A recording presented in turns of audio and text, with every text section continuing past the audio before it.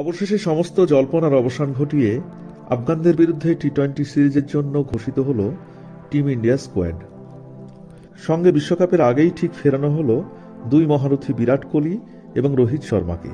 2023 ODI বিশ্বকাপের পরে 2024 টি-20 world কাপের জন্য দুজনের ভবিষ্যৎ নিয়ে জোরালো জল্পনা শুরু হয়েছিল। তবে দুজনেই বোর্ডকে জানিয়েছিলেন তারা টি-20 ফরম্যাটে এবং বিশ্বকাপে খেলতে ইচ্ছুক।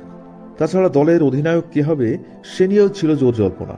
অবশেষে সমস্ত জল্পনার অবসান ঘটিয়ে বিরাট কোহলি এবং রোহিত শর্মাকে টি-20 স্কোয়াডে ফেরানো হয়েছে এবং ভক্তদের প্রতীক্ষার অবসান ঘটিয়ে আফগানিস্তানের বিপক্ষে 3 ম্যাচের টি-20 সিরিজে রোহিতকে নেতা রেখে দল ঘোষণা করেছে বিসিসিআই।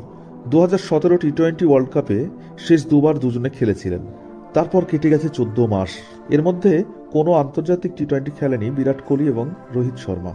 দীর্ঘদিন দলে না থাকার কারণ হিসেবে টি-20 ওয়ার্ল্ড কাপে দুজনের ভবিষ্যৎ নিয়ে জোরালো জল্পনা শুরু হয়েছিল। তবে দুজনেই বোর্ডকে জানিয়েছিলেন তারা টি-20 ফরম্যাটে এবং বিশ্বকাপে খেলতে ইচ্ছুক, আর সেই ইচ্ছেকেই এবার প্রাধান্য দিল বিসিসিআই। তবে বিশ্বকাপে আগুন ঝরানো বোলার মোহাম্মদ শামি এবং টেস্টের ঝড় মোহাম্মদ সিরাজ ও বুমরাকে বিশ্রাম দেওয়া হয়েছে।